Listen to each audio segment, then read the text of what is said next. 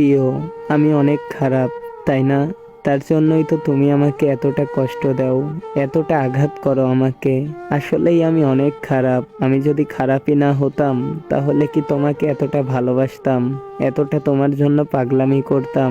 তোমাকে ভালোবেসে অনেক কষ্ট পেয়েছি, অনেক কান্না করেছি, কিন্তু তুমি আমার চোখের পানি দেখোনি। তুমি শুধু আমাকে কষ্টই দিয়েছো আর সবার সামনে অপমানই করেছো। কখনো আমাকে ভালোবাসোনি, আমাকে সবসময় অপমান করেছো, সবসময় আমাকে কষ্ট দিয়ে কথা বলেছো। তারপরেও আমি তোমাকে ভালোবেসে গেছি, কিন্তু আমাকে তুমি ভালোবাসোনি, আমাকে জীবিত মেরে ফেলেছো। আমি সত্যি তোমাকে ভুলতে পারিনি। তুমি হয়তো আমাকে ভুলে গেছো, তুমি হয়তো এখন অনেক সুখে আছো।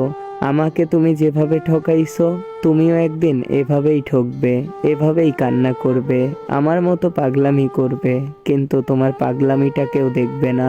আমাকে নিয়ে তুমি আবারও ভাববে, তখন আর লাভ হবে না, কারণ তুমি আমাকে জীবিত মেরে ফেলেছো।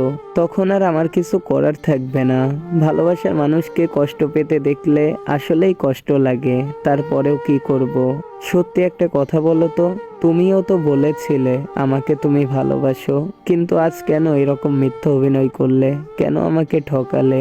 সবশেষে একটা কথাই বলবো, ভালোবাসার মানুষকে কখনো কষ্ট দিবেন না, কখনো তাকে ঠকাবেন না। তো ভিডিওটা যদি ভালো লাগে অবশ্যই শেয়ার করে দিবেন। ধন্যবাদ সবাইকে।